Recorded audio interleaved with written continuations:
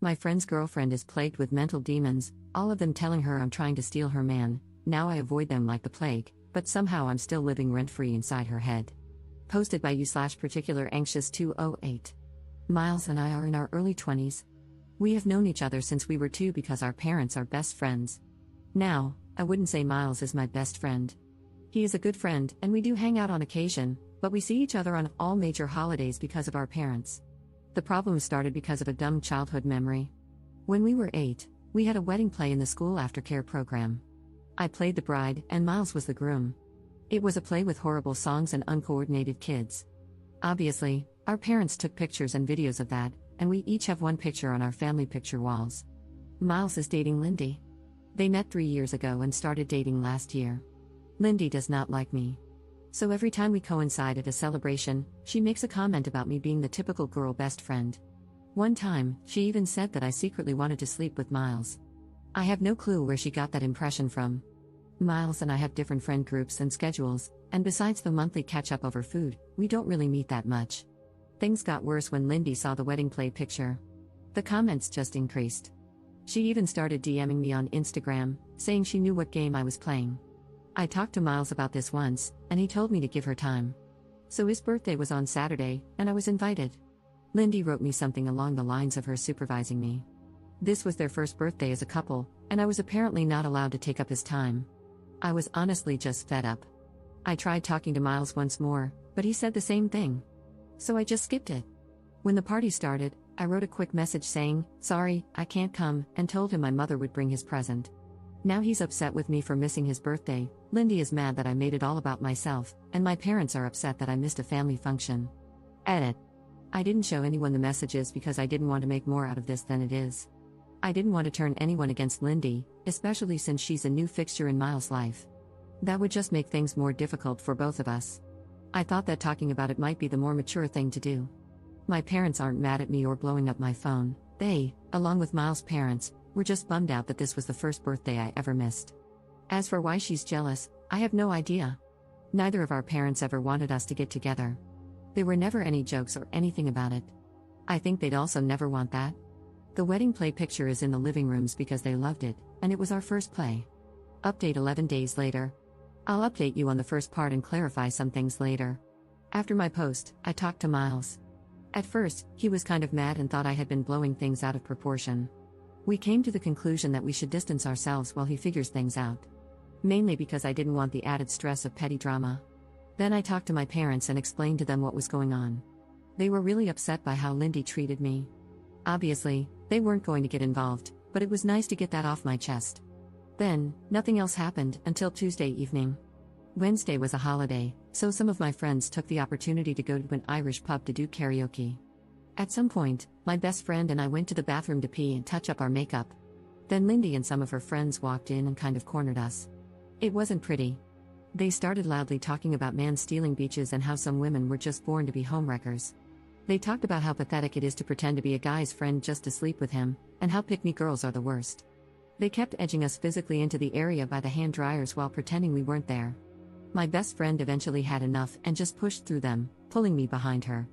We were almost back at our table when Lindy came up behind me and pulled my hair, causing me to fall backward onto a metal footrest. It hurt so much that I started to see white. Then a girl next to Lindy poured beer on me. I can't really tell you what happened after that, but there was a scuffle, and someone dropped one of those heavy pint glasses on my head. Lindy and her friends were taken away by the police, and I was taken to the hospital. My parents were furious, as were Miles' parents. They both came to the hospital. I was severely concussed, my nose was fractured, and the worst thing is that I have a hairline fracture in my back. I stayed in the hospital until yesterday morning. Miles tried calling me several times, but my parents told him not to visit me right now.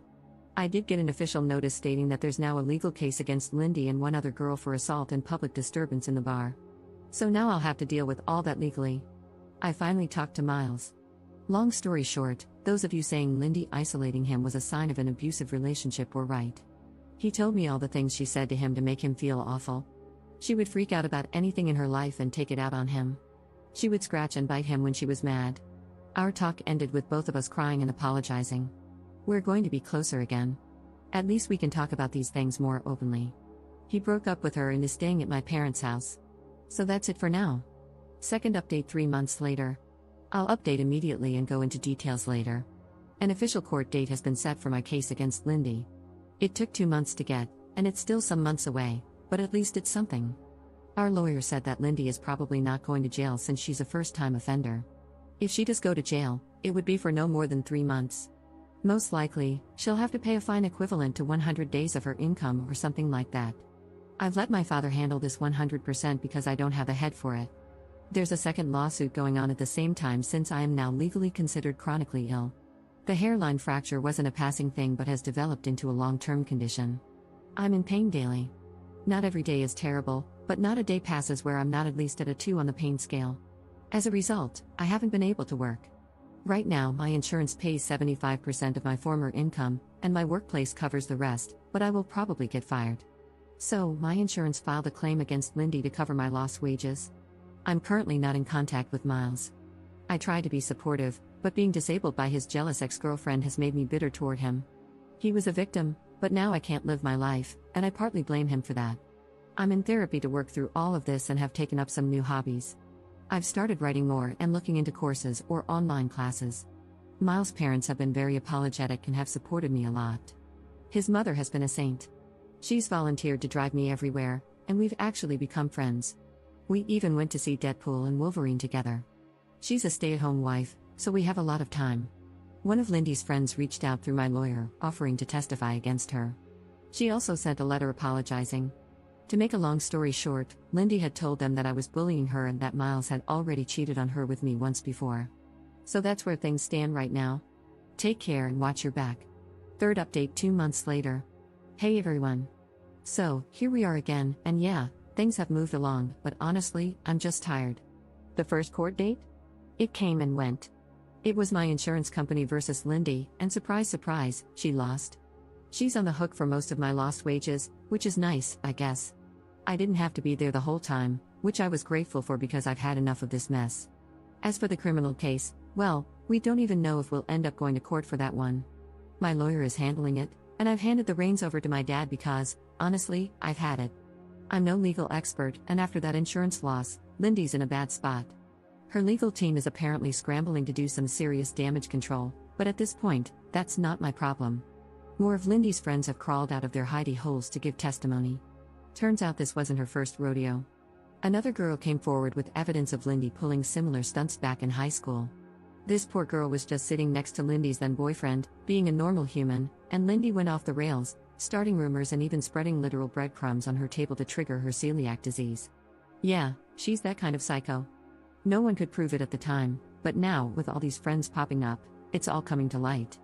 And believe me, these girls didn't have some moral epiphany, they're just terrified of getting fired or having anything negative pop up in their records.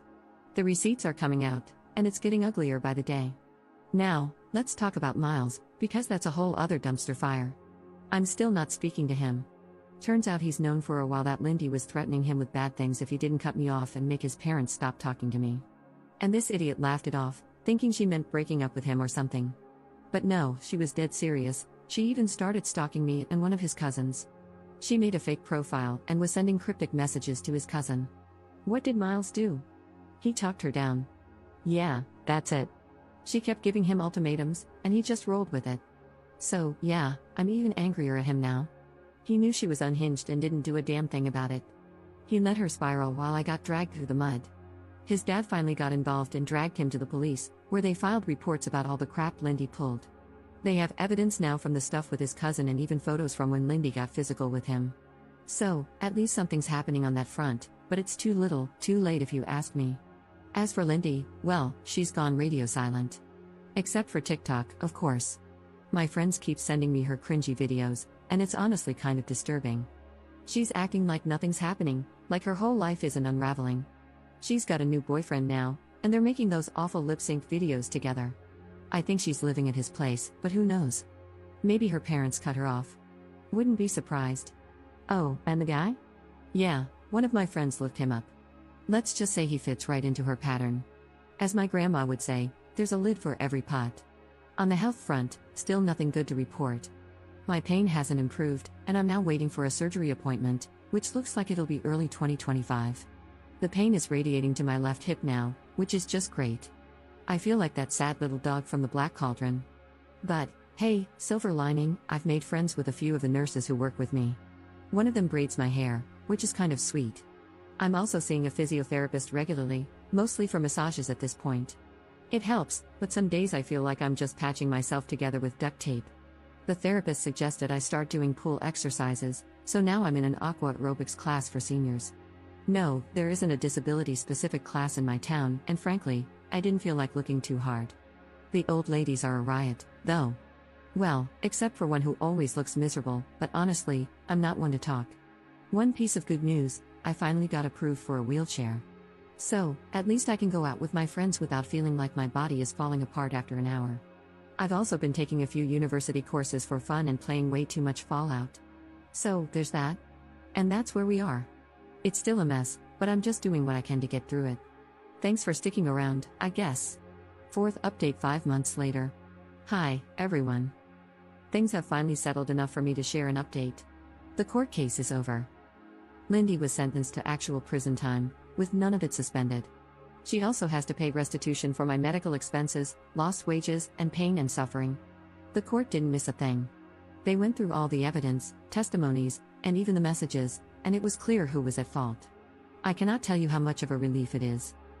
During the trial, Lindy claimed I had been bullying her and that I planned the pub incident to ambush her in the bathroom where there were no cameras. She said I struck first. 2 of her friends backed her up, but the third one, who was also part of the attack, ended up telling the truth to avoid harsher punishment.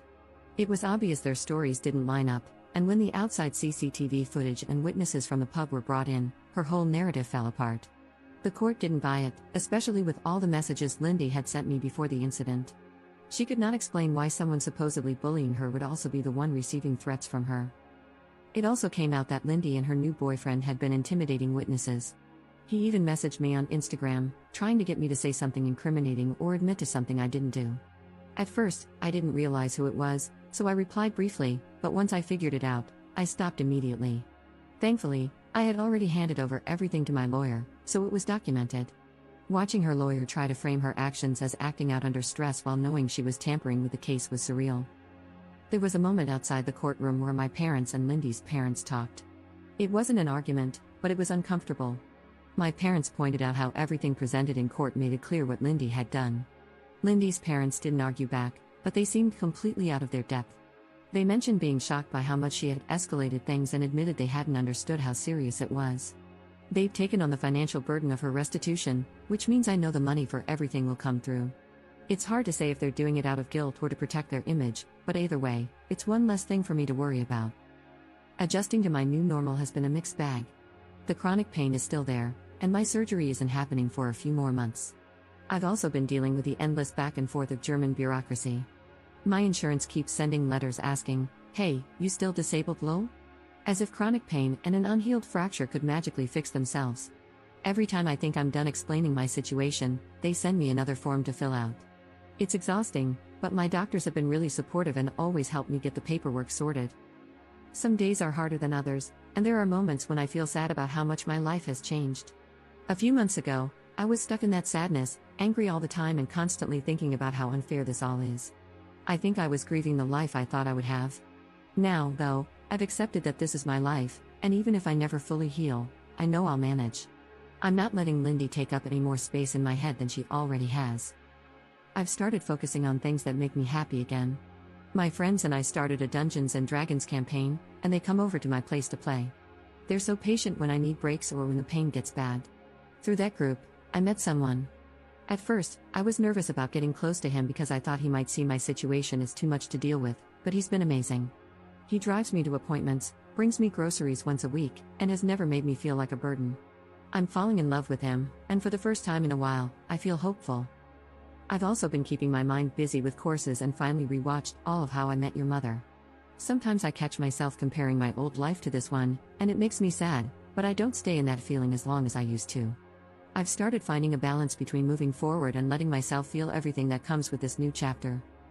I've distanced myself from Miles' parents. They were wonderful to me, but I realize he needs their support now more than I do, and it should be undivided. I still don't know if I can forgive him. To this day, I haven't. Thank you to everyone who has supported me through all of this. It has been a long road, but I finally feel like I'm on the other side of it.